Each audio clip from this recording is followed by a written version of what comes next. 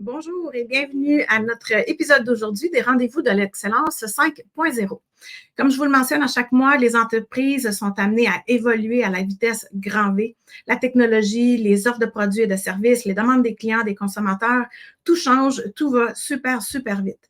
Les organisations doivent être de plus en plus agiles avec des processus qui apportent non seulement de la performance, mais aussi de la flexibilité.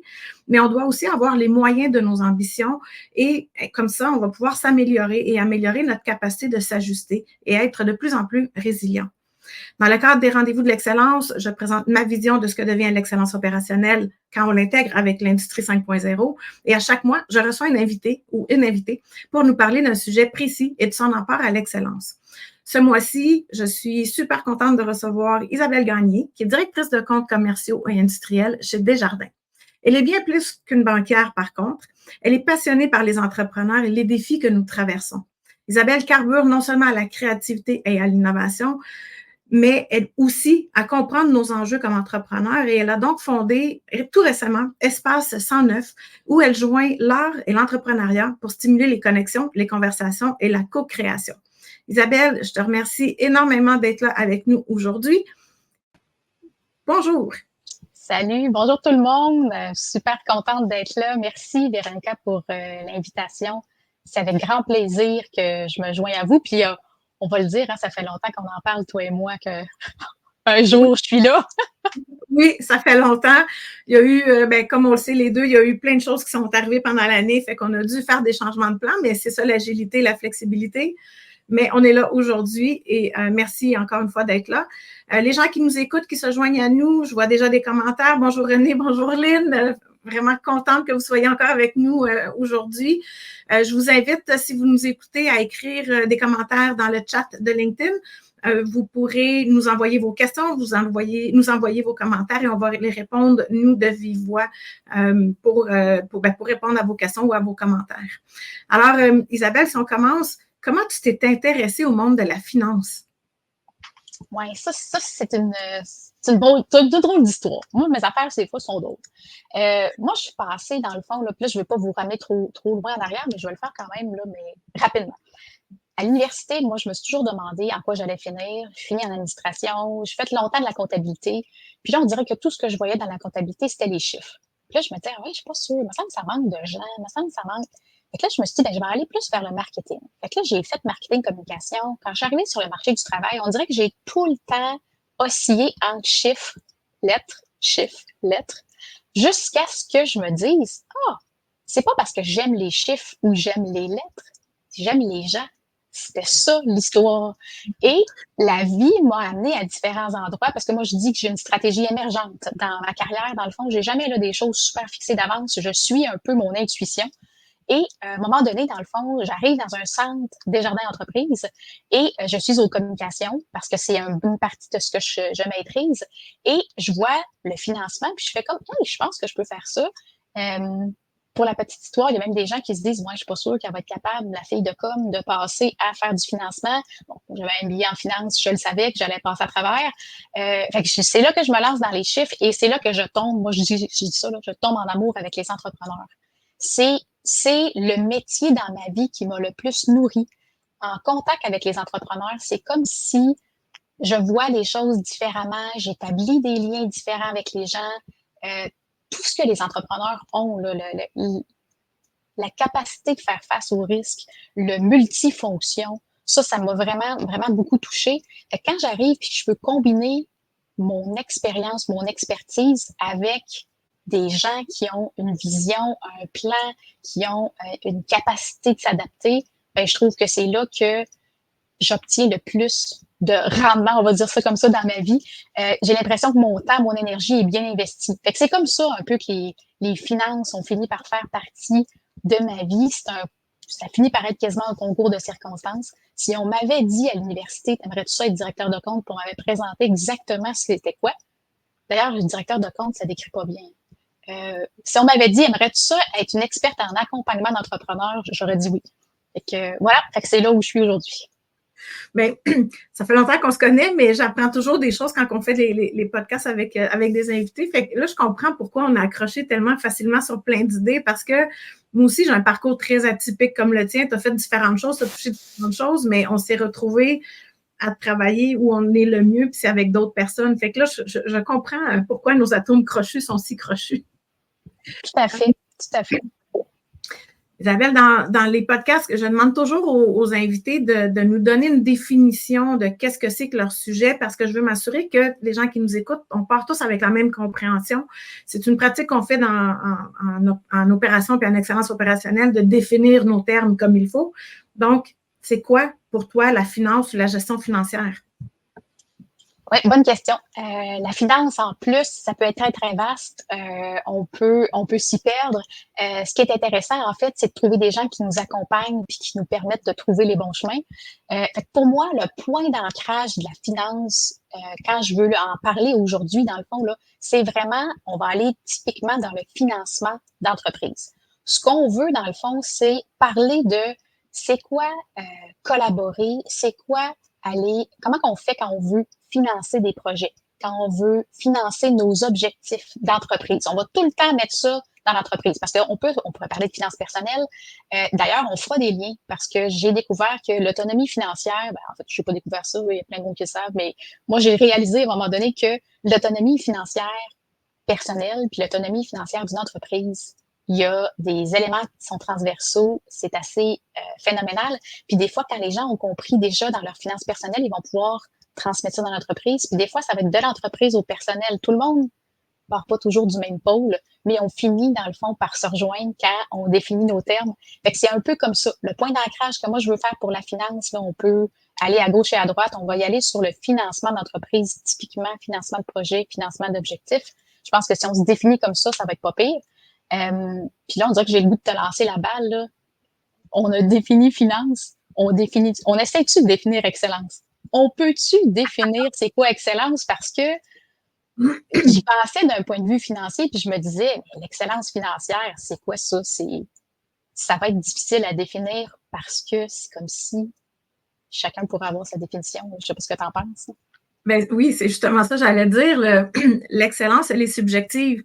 D'une entreprise à l'autre, d'une industrie à l'autre, c'est un peu subjectif. C'est comme la qualité, c'est très subjectif. Je pense que les éléments communs, c'est que l'excellence, on la vise, mais on ne l'atteint jamais. Il y a toujours place à s'améliorer. Donc, on peut la viser, on peut se dire que c'est vers ça qu'on s'en va, mais on ne l'atteindra pas. On peut aussi se dire que c'est une manière d'être. Ce n'est pas un résultat. Pour moi, c'est une manière d'opérer, c'est une manière de réfléchir, c'est une culture qu'on met en place de dire on veut faire les choses correctement, on veut être efficient, on veut être efficace, on veut les faire de manière à apporter le plus de valeur ajoutée à nos personnes dans notre organisation, nos équipes, à nos partenaires externes et à nos clients. Donc, l'excellence, je pense qu'à chacun de définir les petits pointillés là, qui en découlent pour chacune des secteurs d'activité ou des industries.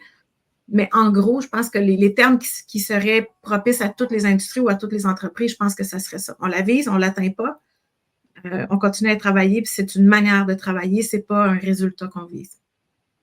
Ah, j'aime ça, parce qu'au point de vue, tu sais, moi, j'ai réfléchi au point de vue finance, dans le fond, c'est quoi l'excellence financière? Tu sais, c'est très difficile à définir. Oui. Je pense que c'est de tenter vers l'atteinte de ses objectifs. Fait que, tu vois, on s'en va automatiquement à la même place. Puis on va en retoucher plus tard, là, mais d'après moi, dans l'excellence. Parce que, oui, puis là, moi, j'ai pas dit d'entrée de jeu que je vous partage mes opinions. Là. Je pense que c'est clair là, que c'est juste ma vision des choses selon mon expérience à moi. Puis il y a plein de monde qui pourrait en avoir des différentes. Et c'est ce que j'aime dans ce qu'on fait. Tu nous proposes une conversation, fait qu'on échange. Et puis, ça. Avec l'échange, tu évolues aussi dans ta pensée. Des fois, tu vas faire « Ah, j'avais pas vu ça comme ça. » Puis moi, j'aime ça, faire évoluer ma réflexion. Fait que voilà, fait que je pense que l'excellence, on va toucher la marge de manœuvre. Ça, là, je vais revenir avec ça. Moi, dans ma tête, à moi, la marge de manœuvre en excellence, c'est très important. Mais tu vois, je vais rebondir là-dessus, puis après, on va passer à l'autre question. Mais dans les 30 dernières années, dans les organisations, en Amérique du Nord, quand on parlait de l'excellence opérationnelle puis de l'amélioration continue, on visait la productivité et la performance. On visait le moins d'inventaire possible avec les principes du juste à temps qui, bon, parfois n'étaient pas très bien appliqués, mais on visait beaucoup un resserrement des activités pour que ça coûte le moins cher possible. Ce qu'on a vu avec la pandémie, puis oui, on va y revenir, puis on est allé d'en entendre parler, mais ça a eu un impact considérable sur tout le monde et sur les entreprises. Mais ce qu'on a vu dans les organisations, c'est que quand on serre trop les taux et que tout est géré pour le moindre coût possible, on vient de s'enlever la marge de manœuvre de flexibilité et d'agilité. Donc, le principe aujourd'hui avec lequel moi je travaille en excellence opérationnelle, c'est oui, on veut continuer à viser la performance, on veut continuer à viser la productivité et la standardisation pour se donner de la place pour la flexibilité, pour l'agilité. Ce n'est pas un au dépend de l'autre, c'est les deux pour être capable de réagir à ce qui se passe dans le marché, à qu'est-ce que la planète va nous amener comme prochain défi, parce qu'on le sait qu'il va en avoir d'autres. Donc, l'excellence, c'est aussi se préparer à faire face à ces enjeux-là qui vont venir vers nous. Puis je pense que ça s'applique aussi au niveau financier. Tout à fait, là. C'est clair que moi, c'est une des choses que je prône, de dire aux gens, dans le fond, trouvez-vous des marges de manœuvre. Gardez-vous de la marge de manœuvre.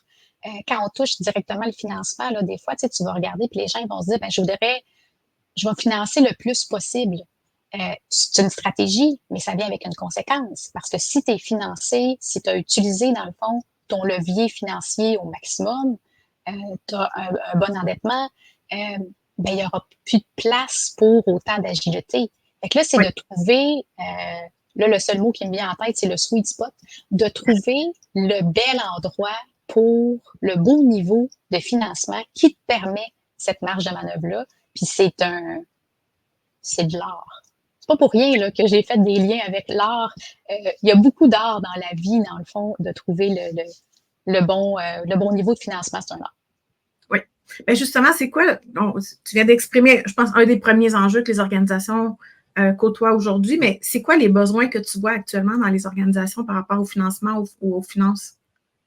En fait, je dirais que les besoins sont super variés parce que ça va dépendre des secteurs d'activité, ça va dépendre du niveau de maturité de l'entreprise. Moi, j'ai eu la chance d'aller visiter des entreprises qui sont plus du niveau démarrage, le fameux environnement start-up. Je côtoie des entreprises qui sont établies depuis longtemps. Fait que c'est pas nécessairement les mêmes enjeux. Par contre, il y a des choses qui sont, je vais dire, transversales. Là, c'est un mot que j'utilise souvent. Des points communs. Un point commun, dans le fond, définitivement, d'être bien accompagné pour aller justement trouver cette marge de manœuvre-là, pour aller trouver qu'est-ce qui est pertinent dans leur entreprise à eux. Puis quand je dis bien accompagné, là, moi, ce que je veux aller toucher, c'est moi, je crois pas qu'un banquier, ça c'est tout. Moi, je crois pas qu'un entrepreneur, ça c'est tout. Mais moi, ce que je crois, c'est que quand on travaille ensemble, on peut arriver à des meilleures solutions. Fait que ce que j'aime, c'est de dire de façon flexible et de façon ouverte, qu'est-ce qu'on a besoin dans le secteur d'activité, dans le niveau de l'entreprise. Quand je dis que les enjeux des organisations, c'est de se trouver des gens qui sont capables de les accompagner, qui sont capables d'écouter, qui sont ouverts d'esprit.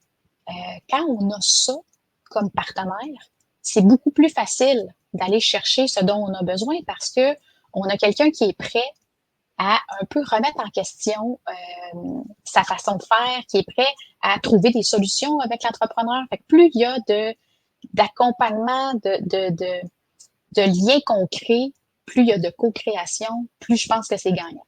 Fait que dans le fond, moi, là, une des choses que je vois, besoin des organisations, c'est quelqu'un qui est flexible, quelqu'un qui est ouvert d'esprit, quelqu'un qui est curieux, quelqu'un qui a, je vois aussi quelqu'un qui a un beau réseau. Parce que aujourd'hui, dans le fond, moi, ce que je veux mettre sur la table, c'est que tout seul, tu sais, il y a une certaine portion d'informations que tu as, mais quand tu collabores avec plein de monde, ben, c'est là que tu vas aller chercher plein de points de vue. Fait que ce que je dis souvent à mes clients puis aux gens avec qui je travaille, c'est n'hésitez pas à former des espèces de cellules autour de vous. Là. Dans le bancaire, tu sais, ça peut vouloir dire que tu travailles avec des gens de chez BDC, avec des gens d'Investissement Québec, avec des gens de développement économique. Comme ça, quand tu as plus qu'un partenaire, ben, tu peux arriver à une meilleure situation. Fait que dans le fond, il y a de ça. Fait que moi, je pense que ça prend des gens qui sont ouverts d'esprit, qui ont un bon réseau de contacts. Ça va aider beaucoup les organisations à aller rencontrer leurs besoins parce que les besoins sont multiples. Tu sais, on a parlé on parle souvent, toi et moi, de tout ce qui est transformation numérique, digitalisation, automatisation. Ça, c'en est un. Tu sais, si on veut aller dans des besoins vraiment plus spécifiques, là, ça, c'en est un définitivement. Ouais. Et ce que je vois quand les gens veulent aller là, c'est qu'ils ont besoin de s'entourer. Ils ont besoin d'aller chercher de l'information. Ils ont besoin de voir ce qui s'est fait ailleurs. Fait que définitivement, chez les organisations, c'est assez transversal, c'est assez commun de dire, nous, on voudrait s'informatiser, se digitaliser, avancer, évoluer. Beaucoup de besoins aussi dans les niveaux, au niveau du transfert d'entreprise en financement. On le sait, là, tu sais, qu'il y a une masse d'entreprises qui sont à vendre. On sait que le bassin de repreneurs, il n'est pas si grand que ça. Donc, c'est sûr que nous, en tant qu'institution financière, on est un maillon de cet écosystème-là et il y a beaucoup de besoins au niveau des financements, au niveau de l'explication de tout ce qui entoure la stratégie de transfert d'entreprise. Puis encore là, ça aussi, on fait ça en partenariat. Fait que j'ai beaucoup de dossiers qui sont des dossiers de transfert d'entreprise. Développement durable est un élément qu'on touche vraiment beaucoup aussi. Puis là, au niveau financement, ben, ça va aller, on va aller vers la finance durable. On va aller parler de comment on peut faire pour faire ces démarches-là. Fait que c'est des besoins des organisations qu'on discute aussi beaucoup.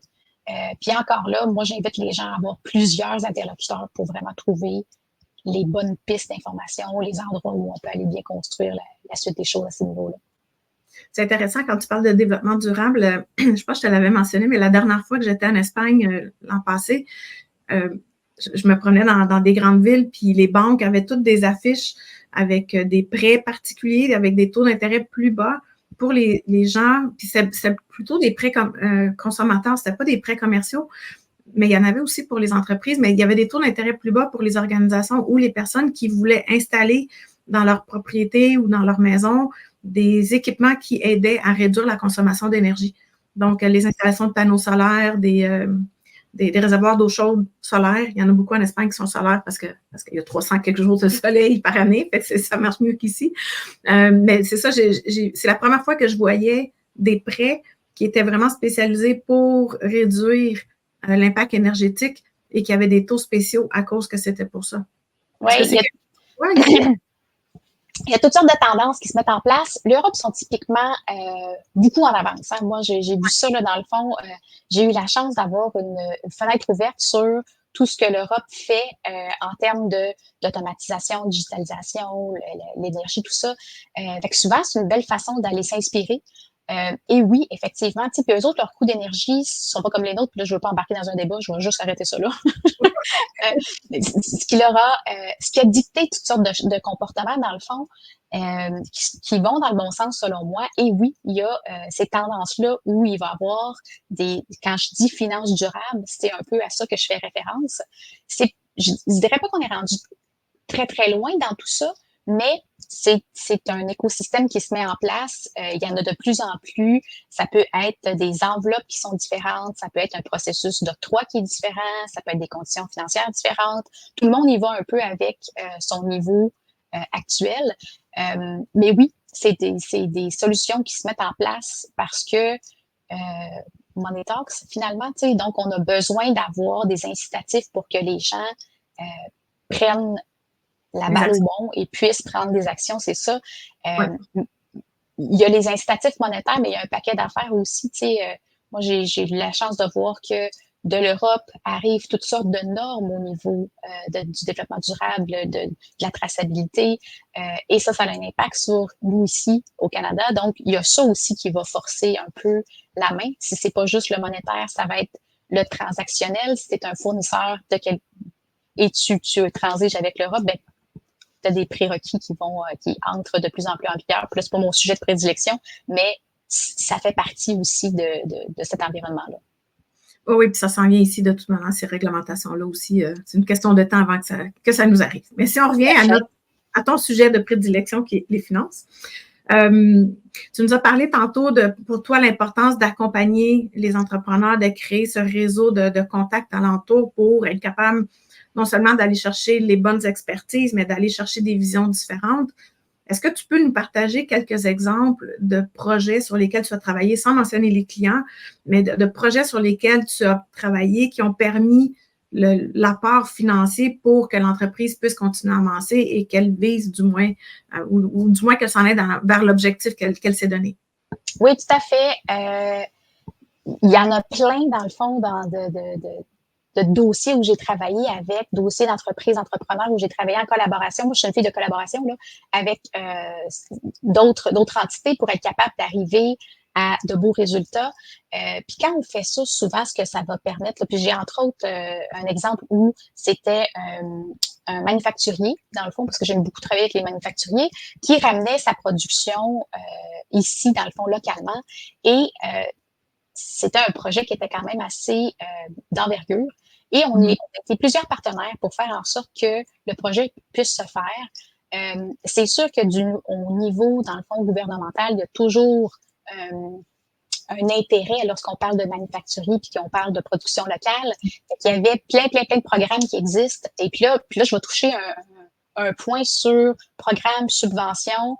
Là, ces temps-ci, dans le fond, il y en a encore, mais il y en a peut-être un petit peu moins qu'il y en avait. Mais bon, il reste encore plein de choses. Moi, ce que je dis tout le temps aux gens, c'est quand vous voulez utiliser des subventions, des programmes, trouvez-vous des gens qui les connaissent vraiment, qui vont pouvoir vous aider dans cette jungle-là, parce que des fois, c'est moins évident.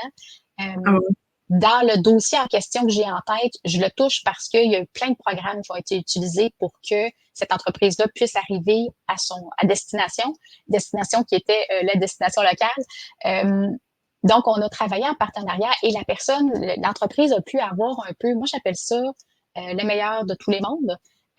Des gens qui étaient locaux, des investissements des gouvernements pour arriver à ce que son projet soit fait à un coût qui faisait du sens. Parce qu'il y a la philosophie, le principe de dire, moi, j'aimerais ça produire ici, avoir, dans le fond, des employés qui ont la chance de travailler, qui vont pouvoir avoir une belle carrière. Mais il faut que mon internat, ça finisse par faire du sens parce que là, il y a une question de valeur, mais il y a aussi une question de pérennité d'entreprise. Donc, tout ce qui s'était mis en place faisait en sorte qu'il y avait plusieurs partenaires qui touchaient à différents angles et ça permettait de faire en sorte que le projet se tienne et puisse se réaliser de la bonne façon. Fait que ça, c'est un des exemples que moi j'ai vu où on était plusieurs partenaires, tout le monde amenait son expertise et ça a fini par être une réussite. Puis aujourd'hui, ben, c'est une entreprise qui fonctionne très bien, qui attaque un paquet de défis et qui pense toujours aux prochaines étapes. Parce qu'un entrepreneur, ça a toujours des projets puis ça pense toujours aux prochaines étapes. Ça me suscite plein de questions, mais Lynn vient de nous mettre une question dans le chat, fait qu'on va répondre à sa question en premier.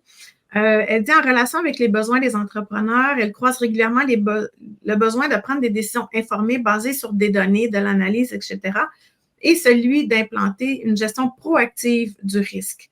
Isabelle, c'est quoi les pistes ou les bonnes pratiques que tu pourrais partager sur ces deux sujets? Donc, le côté de la gestion proactive du risque et les décisions informées. Oui, décision informée, moi, je vais dire tout de suite que ça me sonne des outils de gestion.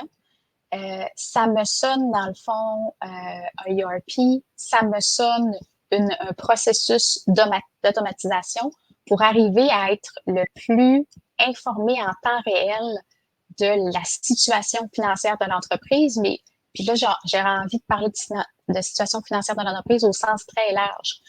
Je veux savoir mes ventes, je veux savoir mon coût de revient, je veux savoir ma croissance de vente. Moi, j'ai eu la chance de travailler avec un entrepreneur qui était génial au niveau de la donnée financière. Il pouvait faire tellement de rapports, puis il travaillait avec Power BI, pour pas le nommer, tellement de rapports en direct, comparés mois sur mois, année sur année. C'était vraiment super intéressant. Fait que oui, tu sais, ce que je pense qu'il faut faire, c'est d'aller vers ces données-là, d'aller vers s'informatiser, d'aller faire en sorte que nos systèmes se parlent. Puis là, tu sais, je sais que tu vas sûrement m'entendre, Véronica, quand je dis ça, c'est pas toujours facile à faire, là. C'est plus beau à raconter que de régler ça à un coup de baguette. Dans le fond, quand on veut implanter ce genre de système-là, il va y avoir plusieurs étapes. Mais ça devient vraiment la base d'être capable d'aller sortir, extraire son information pour être capable d'aller prendre des belles décisions, des décisions pertinentes. Fait que moi, je pense qu'une des bonnes pratiques, c'est de s'automatiser le plus possible et de faire en sorte que les systèmes se parlent de plus en plus. Puis là, ça vient avec un paquet d'enjeux sur automatiser, sur sécurité des données. Puis là, je sens que tu veux intervenir, vas-y. En fait, on parle beaucoup de digitalisation dans ce cas-ci, c'est d'arrêter de gérer notre entreprise avec des fichiers Excel, mais c'est plutôt avec des systèmes qui contiennent l'ensemble des informations protégées et des informations transactionnelles que l'on effectue, qui mènent vers le financier, mais qui sont aussi des données plus opérationnelles, transactionnelles, d'inventaire, de tout ce qui se passe dans nos activités, nos ressources humaines, etc. Ce que je trouve vraiment dommage dans cette partie-là de la digitalisation, c'est qu'il y a encore beaucoup d'entrepreneurs qui ne font pas le devoir jusqu'au bout avant de choisir une solution. Une solution, elle est là pour aider l'entreprise avec qu'est-ce qu'elle fait de bien. Et oui, il y a des solutions qui sont standardisées. Ils vont tous essayer de nous vendre une solution le plus vanille possible parce que c'est plus facile à maintenir, ce qui a du sens. Par contre, si c'est vanille, mais ce n'est pas notre couleur de vanille, ça ne marchera pas. Donc, on a des devoirs à faire comme entrepreneur, à comprendre quelles sont nos données critiques qu'on a besoin de gérer, comment on les gère, c'est quoi notre stratégie de gestion de nos informations. Puis ça peut être dans le manufacturier que toi, tu parlais tantôt. Dans le manufacturier, on va avoir différents types d'inventaires qu'on va avoir à gérer. On va avoir des stocks qui sont peut-être des consommables, on va peut-être avoir des stocks qu'on va avoir inventoriés, d'autres stocks qu'on va commander à la pièce, on va avoir des produits qu'on va fabriquer à la commande, d'autres qu'on va fabriquer pour les tenir en inventaire. Tout ça, là, je viens d'en nommer 5 ou 6, mais tout ça, ce sont des réflexions qu'on doit avoir en amont de commencer à chercher une solution informatique. Le ERP ou le logiciel de gestion, il va répondre à nos besoins, mais pour ça, il faut qu'on soit capable de bien comprendre nos besoins, savoir quelle est notre stratégie, où on est aujourd'hui, où on veut être dans 3 ans, dans 5 ans. Puis je le sais que 5 ans, maintenant, c'est rendu hyper loin. Sauf que si on n'a pas cette réflexion-là de fait, ça veut dire que notre logiciel qu'on va avoir choisi aujourd'hui ne nous servira peut-être pas dans 5 ans.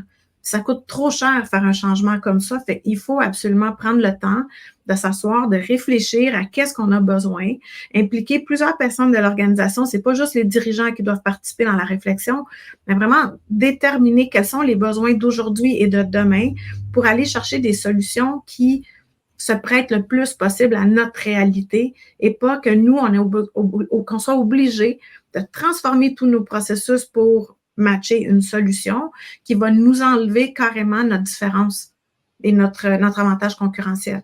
Donc, je suis d'accord avec toi, c'est super important d'avoir les données disponibles, mais attention à comment on le fait parce que ça peut nous causer plus de tort que de bien. Oui, je peux juste être d'accord avec toi là-dessus, Véronica, parce que en le disant, je sais très bien ce à quoi je m'attaque et je sais très bien que c'est un processus de réflexion et ça prend des gens qui accompagnent quand on veut arriver là. Parce que là, moi, je vais devoir partager que j'ai vu dans plusieurs situations des implantations qui n'ont pas livré ce qui était supposé de livrer, des gens qui ont acheté des choses pas nécessairement en réalisant ce qu'ils achetaient exactement. Fait que ces processus-là, ces projets-là demandent tout le temps un bon accompagnement, une belle réflexion pour être sûr. On ne peut jamais être sûr, là, mais pour s'enligner dans la bonne direction. C'est ça. Et combien de fois, moi, j'ai entendu du monde dire moi, je vais aller chercher Sage, par exemple, parce que mes voisins, c'est ça qu'ils utilisent. Oui, mais as-tu la même business que les voisins? Est-ce que c'est le bon logiciel pour tes voisins de un? Est-ce que vous avez la même business? Est-ce que vous avez les mêmes activités? Il y a tellement de questions à répondre avant de choisir un logiciel. Il faut commencer par savoir, nous, qui on est, puis qu'est-ce qu'on vise. Puis tout à fait, sinon, c'est vraiment des coûts, c'est une dépense, c'est un gaspillage d'argent qui ne servira pas. Puis non seulement l'argent, mais ça va démotiver l'équipe aussi parce que c'est difficile de faire une implantation de système. Ça va démotiver les gens, ça va les décourager, ça va les faire questionner sur les choix que l'équipe de gestion fait. Donc, les enjeux sont importants. Si on revient à la deuxième partie de la question, c'était la gestion proactive des risques. As-tu quelques trucs que tu peux partager pour ça? En fait, ce que je pense, c'est qu'une fois qu'on a une fois qu'on a les bonnes données, ils sont comme liés les deux questions. Là, une fois qu'on a les bonnes données, c'est là qu'on peut aller sur la gestion proactive des risques. Je vais donner un exemple typique, là, puis les gens vont bien comprendre là. Le risque de taux d'intérêt. Je pense qu'on peut pas ne pas en parler. Les gens, je pense qu'ils en étaient conscients. Mais ils en sont d'autant plus aujourd'hui. Donc, d'être capable d'aller de façon proactive, faire des simulations. Tu sais, tes données, quand tu les as, ils sont disponibles. Tu peux te faire là, tes fameuses projections, puis aller faire un test de sensibilité sur ton taux d'intérêt. Qu'est-ce que ça donne, dans le fond, mon niveau de charge d'intérêt, une fois que mon taux augmente, une fois que mon taux diminue. Fait qu'on peut aller travailler là-dessus. Fait que ta base, une fois que tu as bien obtenu tes données, ben là, ça va être une question de quel genre de scénario que je peux faire pour aller encadrer mon risque. Encore là, le risque, ça peut être très, très large, là, dans le fond.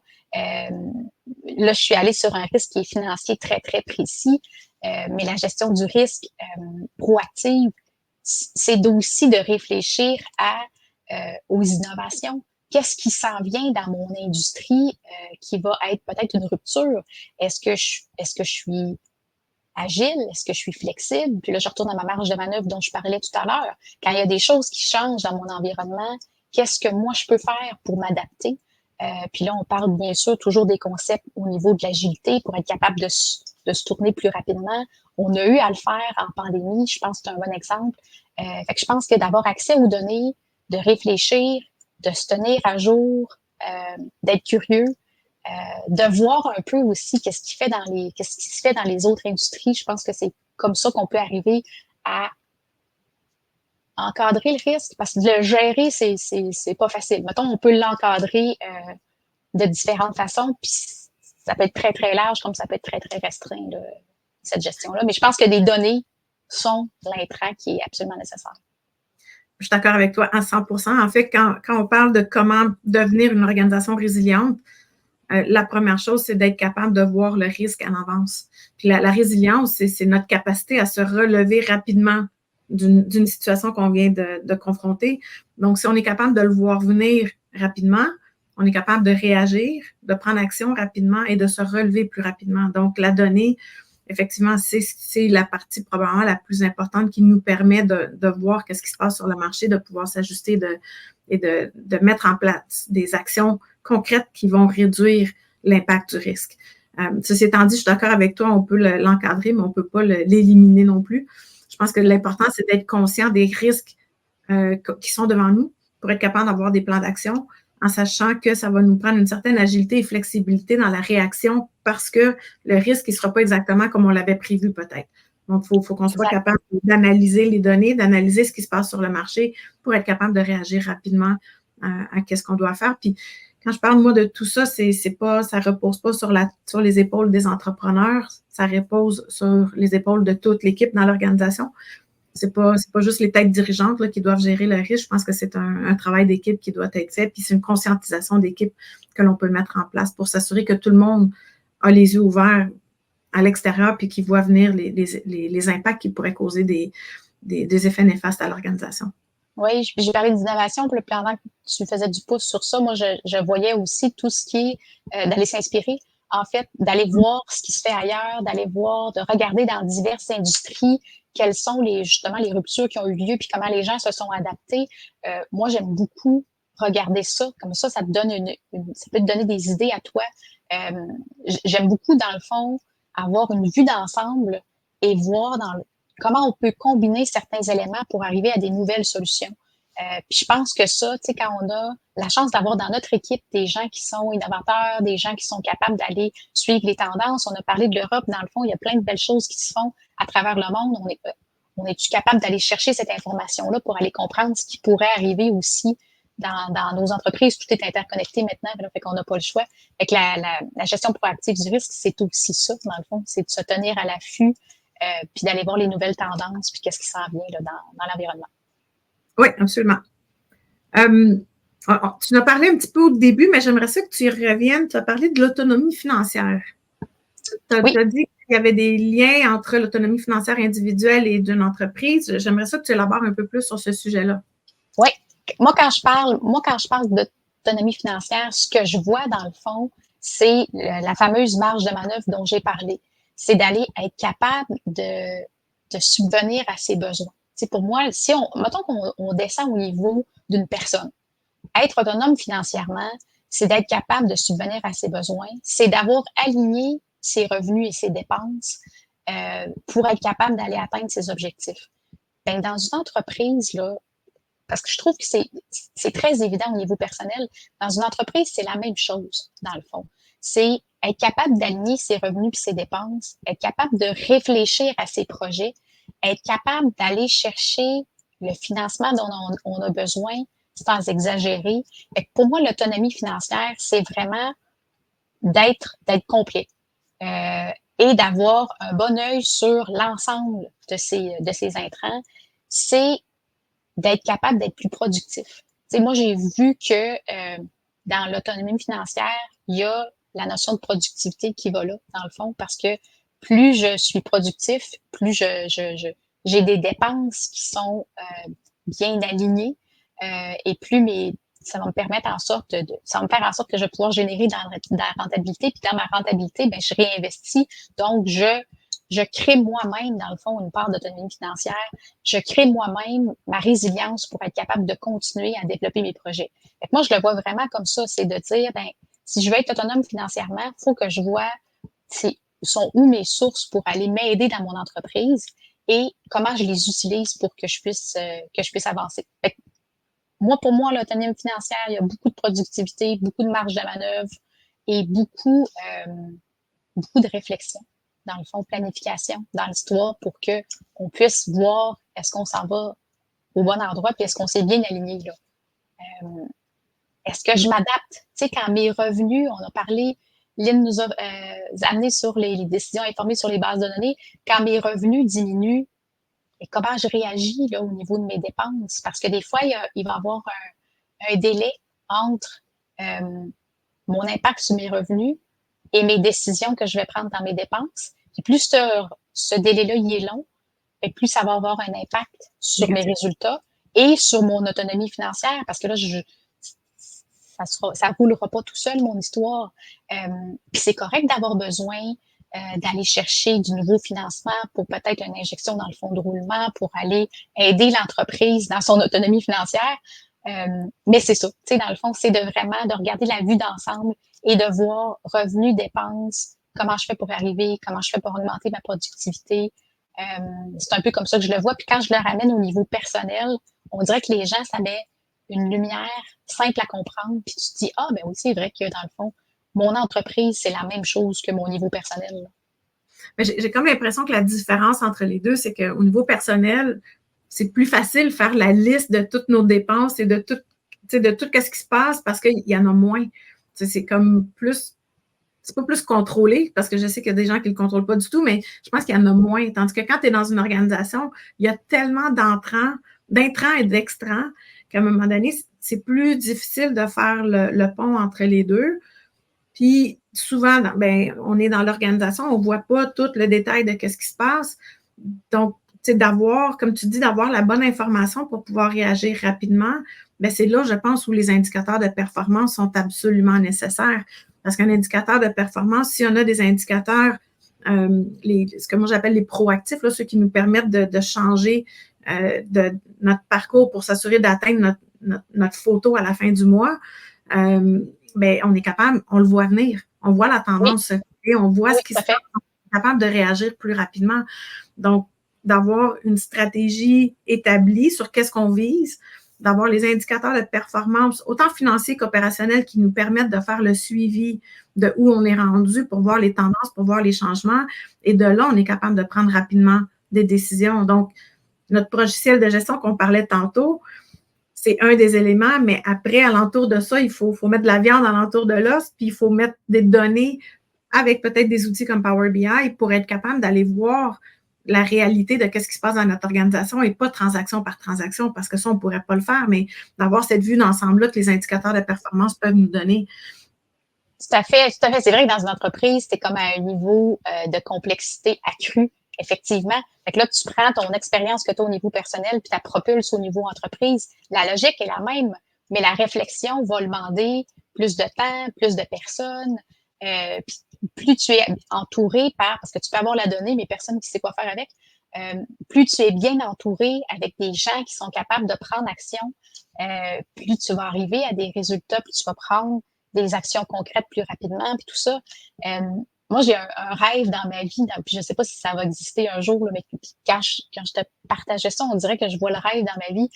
Moi, j'aimerais ça que quelqu'un qui travaille en financement, un directeur de compte, qui fait de l'accompagnement, puisse aller dans les entreprises. Moi, ce que j'aimerais, là, c'est, supposons que tu vas, je sais pas, moi, passer une demi-journée, puis tu vas t'asseoir, parce que moi, j'aime ça, j'appelle ça visiter le monde de l'autre, là. J'aime ça, visiter le monde de l'autre. Fait que moi, en tant que directrice de compte, je me dis, si je pouvais aller m'asseoir dans une entreprise une demi-journée, là, à différentes fonctions, je verrais un paquet d'affaires. Ça m'apporterait une quantité phénoménale d'informations que je pourrais ensuite, dans le fond, utiliser pour échanger avec les différentes personnes qui sont dans l'entreprise. Parce que des fois, il y a des... C'est comme... on comprend, là. Mais pour moi, quand tu le vis puis que tu l'expérimentes, que tu es dans l'expérience, là, tu fais plus juste comprendre. Tu le ressens. Quand tu peux le ressentir, il me semble que là, tu peux voir avec tes compétences différentes options. Parce que des fois, il y a même des solutions qu'une institution financière peut avoir que l'entrepreneur ne sait pas. Et c'est pas parce qu'on veut pas en parler, mais des fois, ça tombe pas sur le sujet ou, tu sais, il y a une suite infinie de solutions qu'on peut utiliser au niveau finance. Si tu t'assois, moi, je pense que si tu t'assois dans la chaise puis tu as des choses à gérer, il y a plein d'affaires que tu peux voir. Fait que moi, j'ai ce rêve-là. J'espère qu'un jour, je vais être capable de le tester en projet pilote. Moi, je fais souvent ça, là, quand je veux faire quelque chose, je dis que c'est un projet pilote. Puis là, ben, je le réalise. Fait que j'aimerais ça, faire ça. Je marche vers ça. Et je pense que ça pourrait créer une belle collaboration. Puis d'arriver avec des solutions que quelqu'un n'aurait pas pensé parce que tu ne sais pas que ça existe, cette histoire-là. Bien, je trouve ça intéressant ce que tu dis parce que nous, c'est ça qu'on fait quand on travaille avec des entreprises pour les aider à optimiser. Bien, on va faire des observations, on va rencontrer les gens, on va poser des questions, puis on ne parle pas juste aux dirigeants, on parle à l'équipe qui fait le travail, là, qui exécute, là, qui fait qui crée la valeur ajoutée dans l'organisation. Fait on parle avec plein de monde, on va faire des observations, on va analyser des données, tout ça pour aller chercher le maximum d'informations pour nous permettre de faire les bonnes recommandations puis de cibler les bons problèmes. Donc, je peux comprendre que pour toi, comme directrice de compte, qui porte mal le titre, mais avec le travail que tu fais, ça peut aussi être bénéfique pour être capable d'amener les bonnes offres aux clients, parce que sinon, ça devient juste un... Moi, quand tu parlais de la quantité de projets ou de financement que vous avez, je voyais le menu du McDo, là. On est devant le menu du McDo, puis il faut que tu choisisses qu'est-ce qui va être le moins pire ou le meilleur pour toi, mais à un moment donné, on ne peut pas... Tu sais, notre expertise, c'est notre entreprise, c'est pas tout ce que vous offrez. Fait que d'arrimer les deux ensemble, c'est là où je pense que ce que tu proposes d'accompagnement puis de compréhension, de bâtir des meilleures compréhensions entre le besoin de l'entrepreneur et qu'est-ce que vous avez à offrir permettrait d'arrimer davantage à des solutions qui soient les meilleures solutions pour l'entreprise. Oui, oui. Puis, tu sais, moi, ce que je vois, c'est beaucoup de décloisonnement, dans le fond, de faire en sorte qu'on puisse travailler vraiment en collaboration ensemble. Puis, tu sais, pourquoi pas un jour des entrepreneurs qui viennent voir comment ça marche dans le système bancaire. Parce que je pense que moi, j'ai appris énormément au contact d'entrepreneurs. Et je sais que les entrepreneurs avec qui je travaille vont souvent me retourner le compliment. Ouais, mais moi, j'ai appris beaucoup à ton contact aussi, tu sais. Fait que c'est ça qui fait que on est des personnes qui vont atteindre des résultats ou qui vont avoir une meilleure compréhension. C'est pas parce qu'on est fondamentalement juste plus intelligent, c'est pas ça l'histoire. L'histoire, c'est que tu as appris de plein de personnes. Puis c'était ça qu'on se partageait en commençant, que ce qu'on aime, dans le fond, c'est la conversation. Moi, ce que j'aime, c'est l'échange, c'est d'aller apprendre de l'autre. Moi, jamais je vais me positionner en disant, moi, je suis X, Y, Z et je fais du financement aux entreprises, je sais tout. C'est hyper dangereux de faire ça. Il n'y a personne qui sait tout, là. Quand tu collabores avec les gens, c'est là que tu construis avec eux, puis c'est là que c'est intéressant. Fait que j'aimerais ça, ce décloisonnement-là. Il me semble que ça ferait du bien, puis il me semble qu'on pourrait arriver à encore mieux en faisant encore plus en équipe. Fait que je marche vers ça. Je vais voir là, jusqu'où je vais marcher. L'appel est lancé, c'est ça? Oui, c'est ça. Puis il n'en tient qu'à moi, hein, parce que je sais que je vais me faire dire, ben oui, tu veux faire ça, vas-y, go. Fait qu'après ça, c'est moi qu'il faut qu'il gère ça, mais ça, c'est correct. Quand j'ai un rêve ou un défi que je me lance, ben je l'essaye, puis après ça, je vois comment je me sens dedans. Puis en toute franchise, je vais aussi dire que des fois, j'ai des idées. Puis quand je les essaie, je fais comme, ouais, il faudra faire une idée 2.0 parce que c'est pas tout à fait ça, là.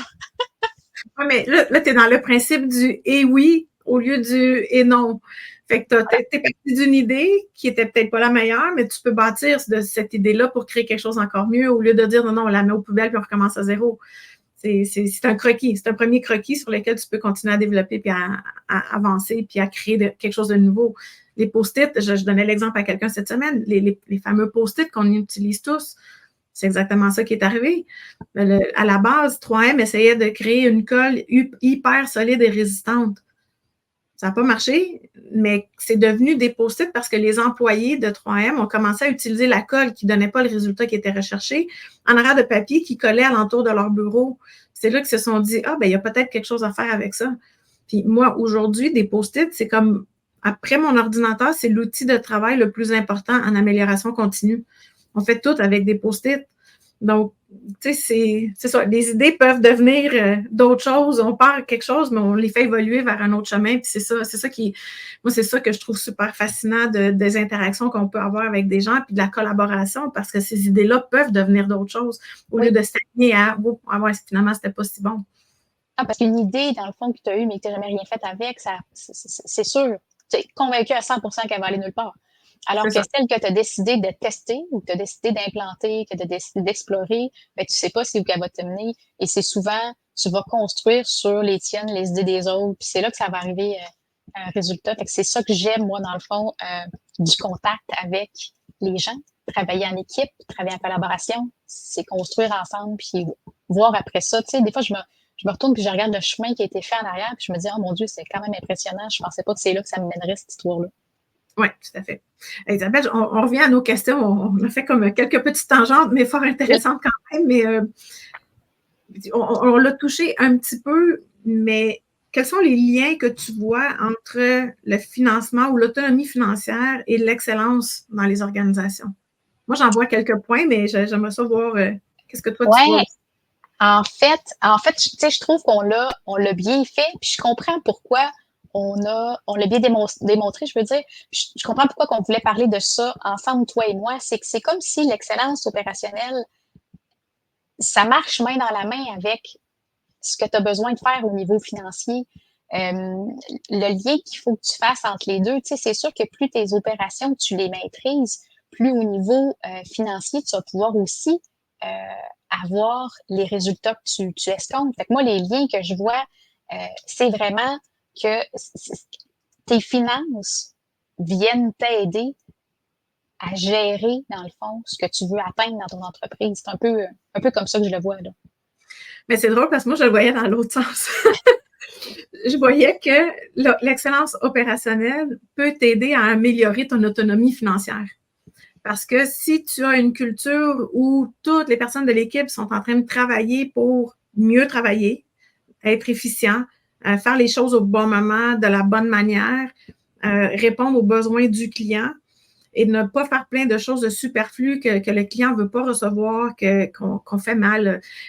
L'exemple qui me vient en tête, là, c'est des inspections sur inspection sur inspection. Est-ce que tout ça, ça vaut vraiment la peine de le faire? Est-ce que c'est vraiment nécessaire? Oui, dans certaines industries, là, lancez-moi pas des tomates, dans certaines industries, je le sais que c'est un requis et c'est obligatoire et c'est parfait comme ça. Je voudrais pas prendre l'avion, moi, dans un avion qui n'a jamais été inspecté. Fait que oui, absolument, il faut le faire. Mais je pense que se reposer la question sur comment on fait notre travail, comment on livre, qu'est-ce qu'on a livré, que ce soit un produit ou un service, nous permet de nous assurer qu'on met nos énergies au bon endroit. Et donc là, on peut améliorer notre autonomie financière parce qu'on met les efforts aux bons endroits. Comme Lynn vient de dire, les deux sont interconnectés, se renforcent mutuellement, absolument. Parce que c'est ça qu'on essayait de faire. Merci Lynn, il nous manquait les mots. Je vais juste être d'accord, pendant que tu parlais, Véronica, ce que je voyais, c'est moi, je voyais un cycle. Fait que là, ça dépend, dans le fond, où on est situé dans le cycle pour dire c'est lequel qui aide lequel. Mais dans le fond, ça continue, c'est en continu. Fait que finalement, moi, je suis partie en regardant comment ma finance peut aller aider mes opérations. Mais après, c'est sûr, les opérations, ils continuent. Là, ben, voilà. La vie, c'est un cirque. C'est un cirque. Oh, la vie, c'est un cirque. Ouais, ça aussi, des fois. mais, oui, et l'entreprise est un cycle parfois, mais c'est un cycle que je voulais dire. Voilà. Mais tu as raison, hein, les finances vont permettre aux opérations de grandir, vont permettre aux opérations de s'épanouir puis de peut-être créer des nouveaux produits, des nouveaux services parce qu'on va avoir plus de capacité dans nos opérations. Mais une bonne gestion des opérations va permettre d'améliorer l'autonomie financière. Fait qu'effectivement, un dépend de l'autre, interconnectés, renforcent mutuellement. Et oui, je suis d'accord, c'est vraiment un cycle. Mais pour y arriver, je pense que c'est là où ça devient super important que ce soit une approche culturelle de l'organisation. Ça doit faire partie de la stratégie. C'est pas, pour moi, c'est pas des choses que c'est pas un programme. C'est pas un programme qu'on intègre parce que on veut faire de l'excellence. Il faut que ça soit dans la culture. Toi, comment tu vois l'intégration d'une bonne autonomie financière dans une entreprise? Comment est-ce que tu proposes aux entrepreneurs de travailler ce côté-là? En fait, tu sais, moi, je le vois, je finis par me dire que c'est une façon d'être. Tu sais, de travailler, dans le fond, à viser l'autonomie financière, de travailler à viser l'excellence, c'est une façon d'être. Quand tu le ramènes à ce que tu es, quand tu le ramènes à c'est quoi mes valeurs, c'est là que ça fait toute la différence. Fait que là, ce que je te réponds, ça aide pas beaucoup parce que si c'est une façon d'être, c'est comment je fais pour être comme ça. Puis ça, c'est pas facile. Changer ses façons d'être, ben ça demande beaucoup d'énergie, c'est une évolution, se remettre en question, travailler en collaboration avec les autres, visiter le monde de l'autre. Tout ça, ça va être des thématiques qui vont nous permettre d'être d'une certaine façon et de savoir, tantôt tu as dit savoir qui on est. Il faut qu'on sache qui on est en tant qu'entreprise. Oui. Puis là, je vais aller sur il faut qu'on sache qui on est en tant que personne. Oui. C'est comme ça, dans le fond, notre façon d'être qui va nous permettre de se comporter, de choisir les bonnes actions et d'arriver à faire notre cycle, qui va être notre cycle d'amélioration continue. Parce que moi, je me rappelle qu'une fois, on s'était parlé, toi et moi, puis j'avais compris l'amélioration continue dans la vie personnelle. Tu me parlais de l'entreprise, mais moi, je le voyais dans ma vie personnelle. Je voyais comment je peux m'améliorer de façon continue dans le même cycle. Fait que, tu sais, quand je disais le transversal sur la personne puis l'entreprise, c'est la même chose. Comment tu fais, dans le fond, pour être autonome financièrement? Ben, ce que tu fais dans ta vie personnelle, c'est la même chose dans l'entreprise. Puis oui, c'est plus compliqué. Puis oui, il y a plus de personnes. Puis tu me parles de culture d'entreprise, puis c'est tout à fait ça, dans le fond. Oui. Puis moi, j'ai envie de mettre le mot vision. Parce que dans les entrepreneurs que j'accompagne, moi, ceux et celles qui ont le plus de succès, c'est ceux qui ont le plus de vision. Oui. Qui ont une idée sur là où ils veulent aller, puis qui sont capables, avec leur leadership, d'aller chercher des gens qui vont contribuer. Puis tous ensemble, ils vont pouvoir arriver à leur destination. Fait que c'est ça, pour moi, quand je dis une façon d'être. Dans le fond, c'est un peu tous ces éléments-là. Ah, je suis tout à fait d'accord avec toi. Puis pour moi, la façon d'être, oui, ça part des personnes. Tu sais, une organisation, une entreprise, c'est juste un regroupement de personnes qui travaillent ensemble avec un but commun. Donc, il faut créer ce regroupement-là. Il faut créer ce but commun-là, donc la vision que tu viens de mentionner. Il faut l'inclure dans la stratégie pour que ce soit clair, qu'on puisse la suivre, qu'on puisse la documenter. Je ne parle pas d'une stratégie là, qu'on a rédigé un beau rapport et qu'on a laissé sur la tablette. Là. Non. Une stratégie qui vit, qui est mesurée, qui est suivie à toutes les semaines, dans toutes les équipes, à tous les mois par l'équipe de gestion, à tous les trimestres pour s'assurer que c'est encore la bonne chose et qu'on s'en va vers la bonne direction ou si on a des ajustements à faire, qu'on peut les faire. Mais ça se transpose aussi dans les valeurs de qui on est comme organisation. Et ça se transpose dans les comportements. Quels sont les comportements que l'on veut accepter, en fait, que l'on veut voir dans notre organisation, et quels sont les comportements qu'on ne veut pas voir et qu'on ne veut pas vivre dans notre organisation. Tout ça, pour moi, c'est qui on est comme organisation et qu'est-ce qu'on veut être comme organisation. Parce qu'on peut se rendre, tu sais, si on vise le point B, on peut se rendre au point B de multiples manières. Mais est-ce qu'on est capable d'établir ensemble un chemin qu'on va pouvoir vraiment marcher tout le monde ensemble, main dans la main pour se rendre là? Ça ne veut pas dire qu'on n'aura pas de différences, ça ne veut pas dire qu'il n'y aura pas de divergences. Il va y avoir des chicanes peut-être aussi, mais si on le fait avec les mêmes valeurs et avec des comportements qu'on accepte tous de faire et d'accepter dans notre équipe, bien, on va se rendre à cet objectif-là d'une manière plus aisée et probablement plus rapide aussi. Tout à fait. Tout à fait. Isabelle, je finis toujours avec un sommaire ou mes 3 points que je retiens de la conversation. Le premier point, c'est l'importance d'être accompagné. Et là, je ne parle pas d'accompagner par un consultant ou par un banquier, mais d'être accompagné dans un sens plus large par un écosystème qui peut offrir différentes opportunités, différentes informations, différentes perspectives pour nous permettre de voir comment améliorer l'autonomie financière de l'organisation. Donc, tu parlais tantôt, toi, de BDC, d'Investissement Québec. Il y a différents regroupements gouvernementaux qui offrent des services comme ça. Il y a les banques, effectivement, mais il y a aussi d'autres entrepreneurs. Il y a des groupes de développement économique aussi qui peuvent apporter un soutien. Donc, vraiment de s'entourer de l'écosystème qui peut nous aider à comprendre quelles sont les offres qui sont là, qui peuvent être bénéfiques pour nous, pour être capable de s'assurer qu'on va vers ce qui est vraiment bon pour nous et non pas juste vers ce qui est là parce que c'est là. Donc, il faut que ça nous serve sur le moyen long terme. Le deuxième élément, là, je l'ai traduit comme ça dans ma tête, tu ne l'as pas dit dans ces termes-là, mais je pense qu'il y a une approche systémique qui est nécessaire dans la gestion de l'autonomie financière. Et je l'approche de cette manière-là parce que tout le côté de stratégie, des valeurs, des comportements qu'on vient de mentionner, ça aussi, c'est une approche systémique. Puis je pense que trop longtemps, dans beaucoup d'organisations, c'était des gestions par silo. Fait que l'équipe de finances était responsable des finances, puis l'équipe d'approvisionnement est responsable de l'approvisionnement, mais je pense que pour avoir une belle autonomie financière et une bonne capacité financière pour l'organisation, on doit arrêter de regarder le tout en silo, on doit regarder l'entreprise dans son ensemble. Oui, tout à fait. Et moi, ça m'amène à aller même plus loin quand on regarde nos indicateurs de performance. Bien, il faut s'assurer que nos indicateurs travaillent tous dans la même direction et qu'on n'a pas des indicateurs concurrents entre deux services ou entre deux départements parce qu'un s'inquiète du prix puis l'autre s'inquiète de d'autres choses puis finalement, ils sont concurrents puis ils ne s'en vont pas dans la même direction. Donc, on doit s'assurer de l'approche systémique pour les finances et aussi que nos indicateurs soient alignés ensemble pour atteindre les objectifs qu'on cible. Oui, en fait, c'est le fameux cycle dont je parlais. Tu sais, toi, tu le définis dans un système, moi, je le définis dans un cycle. Pour moi, c'est le global, finalement. Là. Tout à fait. Puis le troisième, ben, je vais l'emprunter à Lynn parce que j'ai trouvé que c'était exactement les mots que je cherchais, mais que je ne savais pas comment dire.